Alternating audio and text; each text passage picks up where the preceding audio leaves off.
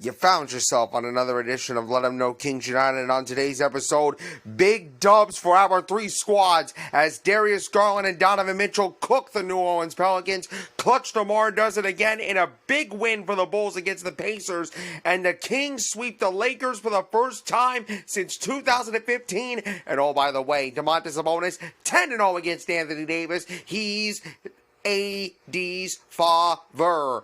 We got a lot to talk about. It's a victory episode of Let 'Em Know Kings United.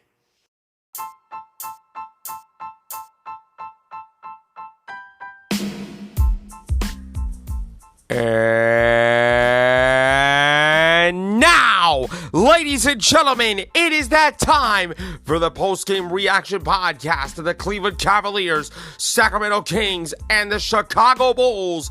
This is Let 'Em Know Kings United. Let 'em know, nation, we got a hat trick of W's to talk about, and you already know what time it is. Welcome to another edition of Let 'em Know Kings United, your Sacramento Kings, Cleveland Cavaliers, and Chicago Bulls postgame reaction podcast. I'm your host, Galore Weisberg. Thank you so much for tuning into today's program, and you can find Let 'em Know Kings United, which is 100% completely free and available on your favorite podcast app like Spotify, Amazon Music, iHeartRadio, all that good stuff. And you can also find this show on my YouTube channel, NJHawk40. If you are watching this show on YouTube, do me a favor. Hit the like button on this video if you enjoy it. Hit subscribe to my YouTube channel. Hit that notification bell so you know when the next time Let 'Em Know Kings United goes live on YouTube. And leave a positive comment down below. Give the show a follow on those platforms if you can, please. Turn on your notifications so you know about the next episode. Please rate, spread the word out to your friends, and give Let 'Em Know Kings United a 5-star review on whatever podcast platform you're listening to this on. It is an amazing way to support the podcast, and I appreciate every one of you for tuning in. And I want to start this hat trick of big dubs all around with a get-right game for the Cleveland Cavaliers against an opponent that they struggled to beat in recent stretches. The New Orleans Pelicans, 116-95 was the final. Part of that win was because of the return of Spyda Donovan Mitchell, who scored 14 points in his first game back after missing 7 games due to a knee issue. But they hit 23 pointers. Actually, Donovan Mitchell and Darius Garland combined for 23s in the win for the Cleveland Cavaliers. This was a get-right win for Cleveland, and this was a win that the Cavaliers needed in the worst way. And I absolutely love the fact that in this game, they didn't seem stagnant on the offensive end. They got the ball moving, and they kept the ball moving. Darius Garland not only had 27 points, but he had a career-high 11 assists in this game. DG had a double-double with points and assists. That is absolutely bonkers for him. That is actually pretty good. I mean, if you get a double-double with points and assists in a basketball game, I mean, you're expected to win these types of games, right? Donovan Mitchell really, really loved that performance. He said, that's how we're supposed to play. Move the ball around, getting stops. It was just fun to watch and be a part of. We really stepped up against a good team or a great team.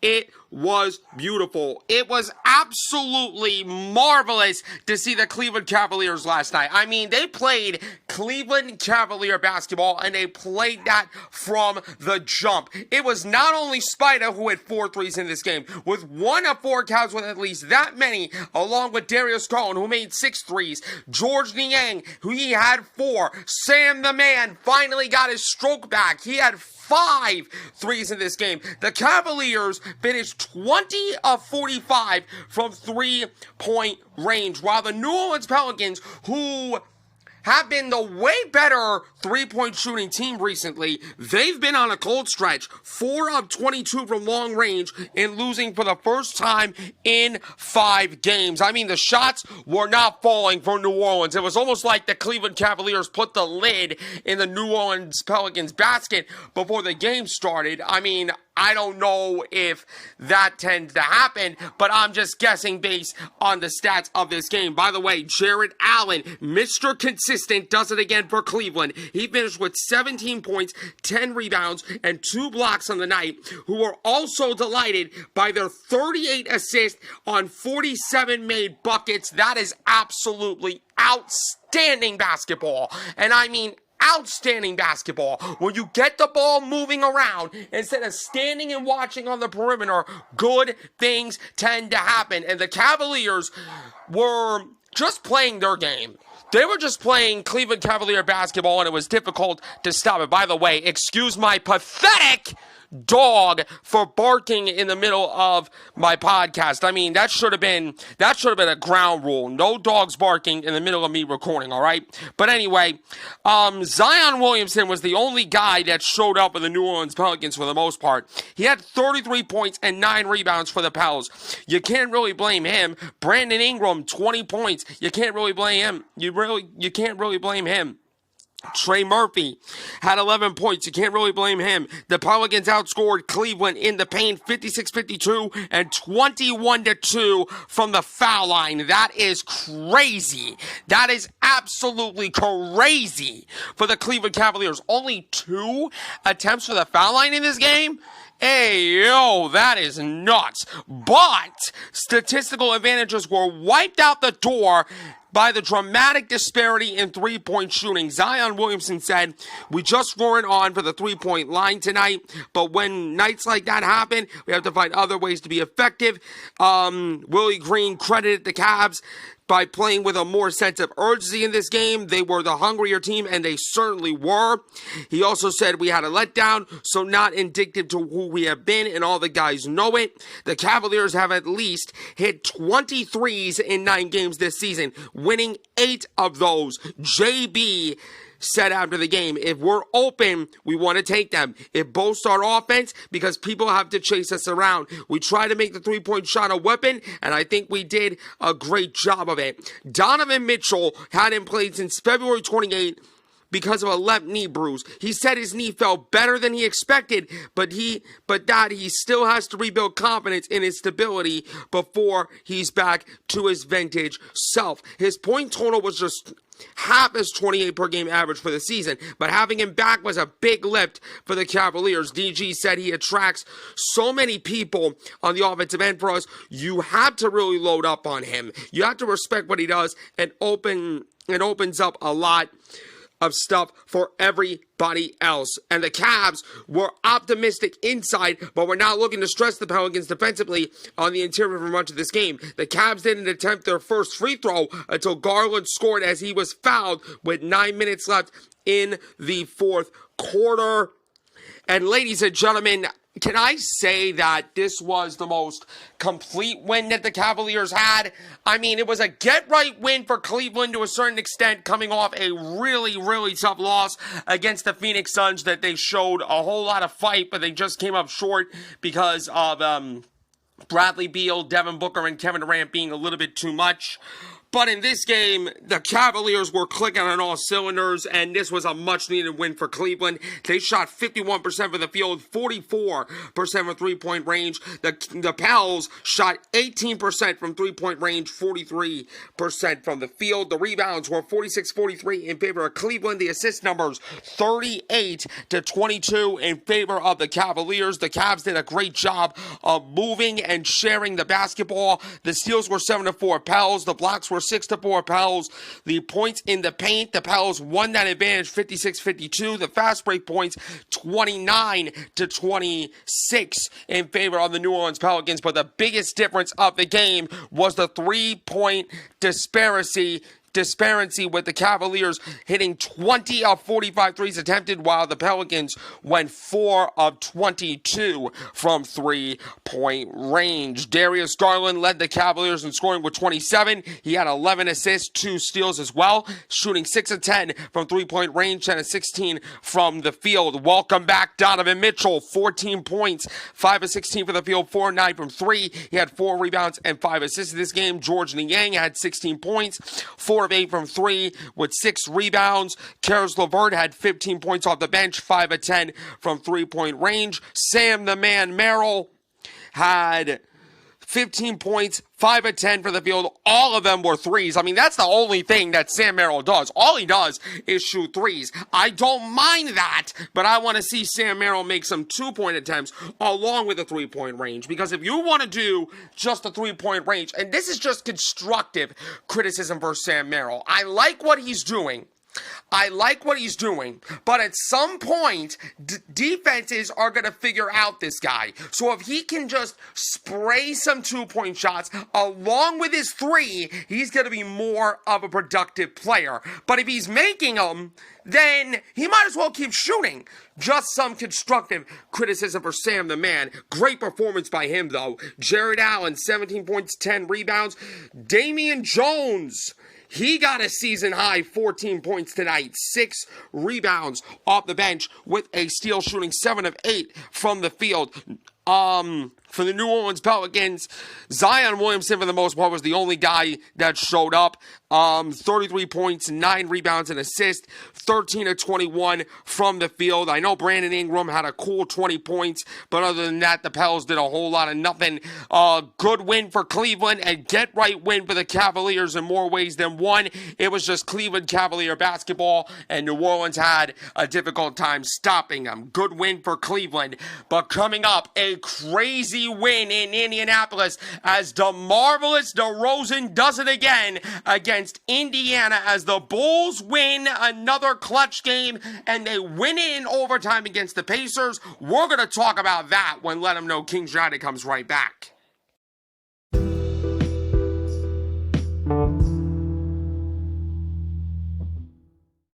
Welcome back to Let 'Em Know Kings United. What a crazy up and down, back and forth, wild thriller in Indianapolis, Indiana, the heart of basketball country, between the number 1 offense in the NBA, the Indiana Pacers, against the clutch Chicago Bulls. By the way, the Chicago Bulls, for the up and down season that they've been having up to this point, there's one positive that I can take away from this season for the Bulls. They are the most clutch team in the NBA, as they won the most clutch games in the NBA, because they have somebody by the name of DeMar DeRozan, DeMarvelous DeRozan, Compton's in the house, who has a deed over the state of Indiana right now, because once again, DeMar DeRozan owns the Indiana Pacers as he scored 46 points, including the go-ahead three-pointer in overtime to help the Bulls outlast the Pacers 132-129. The all-star forward's only three-pointer at the 2:17 mark of overtime pushed the Bulls ahead. Pacers all-star guard, the point god, Tyrese Halliburton, missed a shot just before the final buzzer. I mean, what a freaking game this was. What a freaking game. I mean, I knew that when I saw the matchup between the Bulls and the Pacers on paper, you expected it to be close. You expected it to be a competitive, fun, and very close game. But my God, I did not expect this game to be this close. I did not expect this game to be this competitive. I mean, holy smokes. If you didn't watch this game, what the hell were you doing? What the hell were you doing? You should have grabbed your popcorn. You should have grabbed a seat in your favorite couch or your favorite chair, whatever you want to call it, and tune in, because that game was fun as hell. It was fun as hell. Debo said it's like survival mode that kicks in, but in a fun way. You embrace those moments. For me, I just thrive off those moments. I'm not scared to fail. Kind of like MJ. That's MJ shit right there. I'm not scared to try to make something happen. I want those moments more than anything. It always reminds me of my childhood, being a kid and doing a little fake countdown, jumping on the bed, shooting the shot. You know what? Everybody did that when you were a kid, right? When you were a little kid, or when you were a child growing up, and you always wanted to be a basketball player, and you always sit on your bed, maybe with a hoop in your room, maybe a little mini indoor basketball hoop. You took the final shot. You probably screamed Kobe, rest in peace, Kobe Bryant, and you made the shot. That was exactly that DeMar DeRozan did. I mean, it almost took me back to the days when I was a little kid. I had an indoor hoop literally in my room. Literally. I'm not lying to you. I'm not lying to you guys. I literally had a mini basketball hoop in my room, and I just imagine myself like DeMar DeRozan making the final shot. The final 72 seconds of the game, or regulation I should say, because this game went to overtime, went absolutely nuts as Pacers center Miles Turner hit three-pointers on back-to-back possessions. But DeRozan sank a free throw, then switched a baseline fadeaway jumper with 0.3 of a second remaining to force overtime. Billy Donovan knows. Billy Donovan knows it. He's missed the fourth quarter. He is the clutch player of the year. Name me one person who's more clutch than DeMar DeRozan. I'll wait. DeMar's an incredible closer. Give him a lot of credit and respect for that. The Bulls trail by 2 when they inbounded the ball with 2.4 seconds in regulation. DeMar DeRozan said about the play, I actually broke the play off. The play was for me to come over the top, but teams do a great job scouting and understanding what we're going to run. As soon as they checked the ball in, I just found an opening. Honestly, the teams traded the lead 12 times in the fourth quarter. That was crazy. Miles Turner, though, said that the Pacers' defense could have been a lot better. He said, our defense just wasn't good enough. DeRozan hit some big shots, but as a whole, I don't think we were there. Just for that last part. This time of year, there's no excuses. You got to find a way to get it done. Rick Carlisle credited both teams at a very outstanding game. So many ups and downs. We were one rebound away. It just wasn't DeMar DeRozan who made big time plays for the Bulls. Big time players make big time plays. Alex Caruso went absolutely off, scoring 20 points. His best game in weeks. Probably the best game since he became a Chicago Bull. Hit a little bit of a clutch gene late in the game, but you got to give the Pacers credit, right? You got to give the Pacers a whole lot of credit because they have some playmakers like the point guard, Tyrese Halliburton, Miles Turner that I mentioned, Pascal Siakam, who was really physical, especially with Kobe White in the last play. DeMar DeRozan said after the game that Kobe White is evaluated and he had a hip injury. That is according to Billy Donovan. I don't know what the status is for Kobe White going into tonight's game against the LA Clippers, but I am going to guess that Kobe White might be out. He might be out of this game for the Bulls against the Clips. I'm not really sure, but that's my guess on that.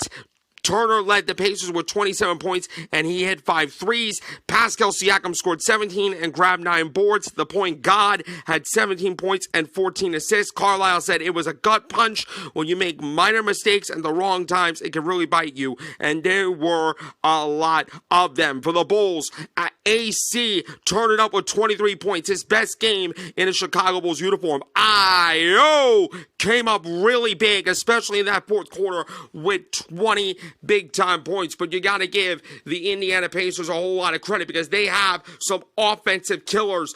The Pacer bench did a really good job. Obviously, we have the worst bench in the entire NBA, provided 11 points and a 15-1 run at one point. But the Bulls outscored the Pacers 35-23 in the third quarter. Caruso contributed with 14 points with 4 3-pointers in the stretch. DeRozan added 9 points in the third quarter. And then in the fourth quarter in overtime, DeMar DeRozan took over. And at that point, you knew what type of time it was when DeMar DeRozan got the basketball. Straight attack mode. The Bulls, 52% from the field, 46% from three-point range, 35% from three for the Bulls, 31% from three-point range for the Indiana Pacers. The rebounds, a slight 1 rebound advantage for the Chicago Bulls in this game. The assist 30-22 in favor of the Pacers. The steals were 6-4 Bulls, blocks 6-5 Indiana.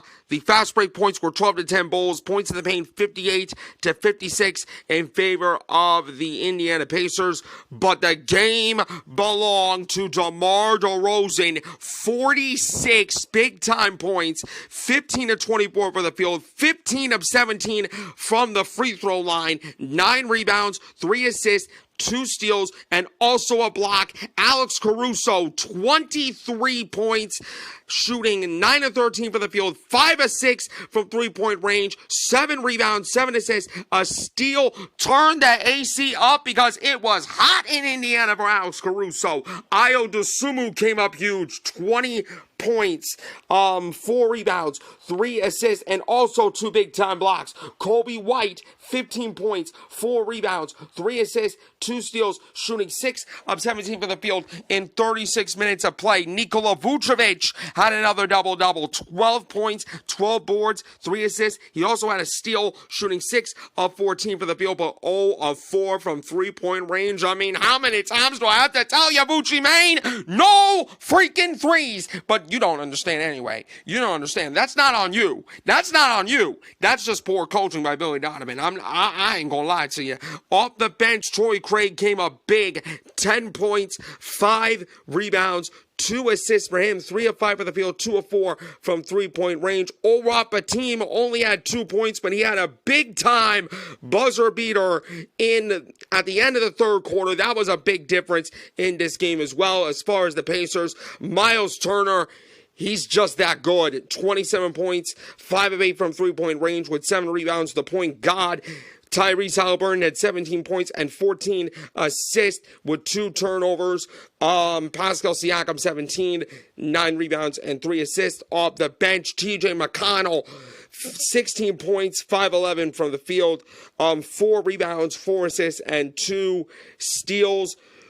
Smith, 15 points, 6 rebounds, 5 of 7 from the field. But this was a crucial big win for the Chicago Bulls against a divisional rival and against a team that has one of the most electric offenses in the NBA. For DeMar DeRozan to clutch up the way that he did to give the Bulls a win, this is huge. This was a huge win, but it questions me how the Bulls are going to come into tonight's game against the Clippers, because it's the second night of a back-to-back. The Clippers might not have James Harden or Kawhi Leonard. I don't know the status of both of those men as of this recording, so if the Clippers don't have James Harden or Kawhi Leonard, this could have been a trap game for the Chicago Bulls. If Harden and Kawhi Leonard play for the Bulls, then that might be a really long night because of an overtime win, second night of a back-to-back. I'm questioning if the Bulls have enough energy to win that game, but we will cross that bridge when we get there. But a great win for the Chicago Bulls against the Indiana Pacers. But coming up next, the Sacramento Kings, for the second time in franchise history and for the first time since 2015 and 2016, the Sacramento Kings own the Los Angeles Lakers. And Domantas Sabonis, let me just save that till after the break on Let 'Em Know Kings United.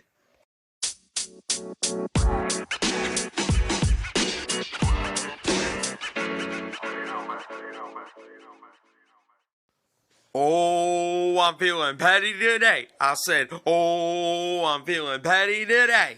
Welcome back to Let 'Em Know Kings United. And for the first time since 2015 and 2016, the Sacramento Kings get the brooms on the LA Lakers and complete a royal sweep of the California Rivals with a 120-107 win for a 4-game season sweep of the Los Angeles Lakers. The Kings have now won 7 of their last 8 games against the Lakers, including a 4-game sweep this season. Like I mentioned, the Kings were on fire from three-point range as Harrison, the Black Falcon, Barnes made 7 3-pointers and scored 23 points. De'Aaron Fox scored 21. Keegan Murray, welcome back to the lineup. He missed last game due to injury, but he had 19 as all 5 starters for the Kings scored in double figures. The starting lineup tonight for the Sacramento Kings was the usual suspects: De'Aaron Fox, Harrison Barnes, and Keegan. For all my Sacramento Kings fans that are listening to the show, you can finish the rest of it. Keon Ellis got the start instead of Kevin Huerter, who, by the way, Keon Ellis is now 6-0 as a starter for the Sacramento Kings. But I need to mention one person. I seriously need to acknowledge this man, Domantas Sabonis, a.k.a. the father of Anthony Davis. How many times do I need to tell Anthony Davis that when it comes to Domantas Sabonis, he's your father. He is your legal guardian. He is your caretaker. You are his child. You are his son from birth. As Domantas Sabonis straight up barbecue chickened, absolutely. Even I gotta get a good laugh out in the middle of the show. Domantas Sabonis straight up dominated Anthony Davis. 17 points, 10 assists, 19 rebounds. His league-leading 23rd triple-double, with his last one coming in the Kings' victory at the Lakers last week. And Mike Brown had the nerve. Mike Brown had the gall. Mike Brown, the audacity to call that the norm. It is straight up the norm. I mean, considering the fact that Domantas Sabonis is the most dominant center in the NBA today, but he's not in the MVP conversation, right? He's not an all-star, right? I mean, for all you media haters that's hating on Domantas Sabonis, you can hate on him all you want to. All he's going to do is just straight up dominate. But Mike Brown called it a heck of a game by Domantas against a very, very physical team. He was getting hit and bumped and all that stuff, and he just stayed there. And by the way, when Domantas Sabonis put Anthony Davis on the floor, my God, he snatched the freaking soul of Anthony Davis. He might as well just snatch the entire soul of Los Angeles, California, because let me talk to you. Domantas Sabonis is just a straight up baller, all right? Both teams are fighting for playoff position, with the Kings pulling even with the Phoenix Suns for 6th place in the Western Conference, 3 games ahead of the 9th place Lakers. I mean, the only person from LA that showed up was Austin Reeves with 28 points. I know Anthony Davis scored 22 and 10 rebounds with a double-double, but you know what? You got outplayed by Domantas Sabonis. You got outworked by Domantas Sabonis. You got schooled by Domantas Sabonis. Your father strictly outplayed you, Anthony Davis. That's how I feel. And the Kings pulled away in the third quarter after closing a first half which was absolutely close. Starting the quarter with a 10-2 run to open a double-digit lead and holding LA to 4 field goals in the frame.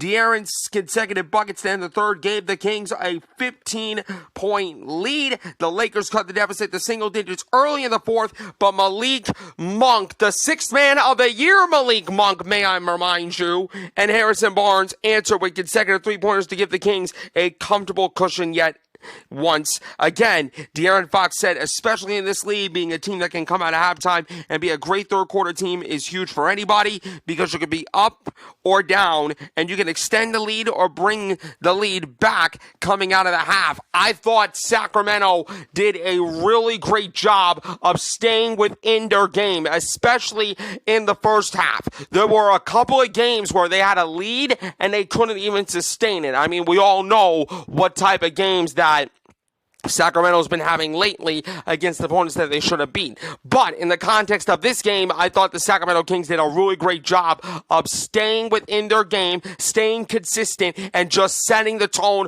for both halves. It wasn't a first half that Sacramento played against the Lakers. It was a complete two-half performance, who, by the way, By the way, this was the second night of a back-to-back for the Sacramento Kings, but considering that we blew the brakes off of Milwaukee the other night and the starters got a little bit of rest, a little bit of refreshment, you know what I mean? A little bit of R&R before the game, perhaps. I don't know what Sacramento did before the game to keep the starters all healthy and wound up, but it worked. It worked. Darvin Ham, who, by the way, LA Lakers, you are an absolute disgrace hiring Darvin Ham as your head coach. Like, are you kidding me? Are you straight up kidding me? I know I'm not a Lakers fan, but I almost feel bad. Almost feel bad for you because Darvin Ham is a terrible coach. He said that his players didn't do the little things. He said he can't skip details. We had some guys who didn't shoot the ball well, got great looks they usually make, but just in the sense of team basketball, just continuing to have the next play mentality. Mike Brown said when we were getting 8 stops in a row throughout the game, throughout the course of the ball game versus any team, there's a chance we can blow that thing open. Sacramento led by 4 at halftime, paced by 14 points on 4 threes from Keegan Murray, and he credited the defense by getting 8 consecutive stops at the end of the first half and beginning of the second half that allowed them to build a really comfortable lead. The Kings, who without Kevin Huerter and Trey Lyles, still won their second straight game in convincing fashion over another playoff team after blowing out Milwaukee at home the other night. Harrison Barnes hopes that the effort will carry over against other teams. Harrison Barnes said, I don't think we have a problem as a team getting up for big games. I don't think that's been our Achilles heel at all. We are able to respond and get up for those games. Now can we just maintain that consistency and that same focus throughout the rest of the league? That is a very good question, Mr. Harrison Barnes. That is a very good question because the Sacramento Kings lately fall into the trap against teams that they were supposed to win, but get up for playoff games. I need to see Sacramento play with this same energy that I saw these last couple games. If the Kings can sustain that kind of energy the rest of the season, we might not make a deep playoff run come playoff time. We might get past the first round. But if we keep that sustainable energy, then who knows what could happen. But hey, another great win against a playoff caliber team and a sweep over the LA Lakers. That feels pretty damn good right now. The Kings shot 52% from the field, 46% from three-point range. The Lakers shooting 50% from the field, 44% from three. The rebounds were 44-38 in favor of Sacramento. The assists were 30-25 in favor of the Kings. The steals were 11-8 Sacramento. The blocks were 2 apiece. The fast break points 16-6 in favor of Sacramento. The points in the paint 46-38. The Lakers won that advantage. I mean, I guess that's a little bit of a consolation prize if you're a Lakers fan, but who cares because Sacramento owns the state of California. Austin Reeves, at least you showed up for the Lakers. 28 points, 6 rebounds, 4 assists, 7-12 from three-point range. He was in his bag, especially early. AD, a.k.a. Domantas Sabonis' son, 22 points, 10 rebounds, 3 assists, a steal, and a block. LeBron James, 18 points, 13 rebounds, 9 assists, 2 steals, almost a trip-dub off game, but he's the GOAT. He's allowed to have off nights on occasion. Domantas Sabonis, 17 points, 19 rebounds, 10 assists, 2 steals, a block, 6 of 10 for the field. Mr. Triple-double at it again. Do you not understand how dominant Domantas Sabonis is? Do you not understand how good this player is? If you disrespect him one more time, I'm going to go off. I am going to go off. I'm sick and tired of all these media people disrespecting Domantas Sabonis. I'm sick of it. I've had it up to here. Harrison Barnes, great game for him. 23 points, 7-11 from 3, 2 rebounds, 2 assists. He was feeling it. Keegan Murray almost had a 20-point game. He finished off with 19, but also grabbed 11 rebounds, and he had 3 assists and 2 steals, a double-double for him. De'Aaron Fox, 21 points, 7 assists, 4 rebounds. Keon Ellis, another great game in the starting lineup. 14 points, 5 of 8 from the field, 2 2 rebounds, and 3 big-time steals. I need to see more Keon Ellis in the starting lineup. No disrespect to Kevin Huerter whatsoever, but the Sacramento Kings, in my opinion, look more productive on the offensive end with Keon Ellis in the starting lineup. But that's just my opinion. Mike Brown is going to do what he does, so... again, that's just constructive criticism. 6th man of the year, Malik Monk, only 8 points, 3 of 10 for the field, but he had 6 assists and a plus-minus and +11 to change the game. Great win for Sacramento, owning the Los Angeles Lakers. And Domantas Sabonis, 11-0 or 10-0. I don't know what the record is. 11-0, 10-0, it doesn't matter. He simply owns Anthony Davis. He is simply the father of Anthony Davis. And if you are a fan of Anthony Davis, you must bow down to your king, who is Domantas Sabonis. Damn, that victory over the Lakers feels pretty good right now. That's going to do it for today's edition of Let 'Em Know Kings United. You can find this show on your favorite podcast app like Spotify, iHeartRadio, Pandora, all that good stuff, as well as YouTube. Like this video if you are watching on YouTube. Hit subscribe and hit that notification bell. Turn on your notifications so you know about the next episode. Give the show a follow on those platforms, whether you are watching on YouTube or listening on your favorite podcast app. And give the show a 5-star review on whatever podcasting platform you are listening to this on. I'm your host, Skylar Weisberg. I appreciate each and every one of you for tuning in. And I will see you next time for another great edition of Let 'Em Know Kings United.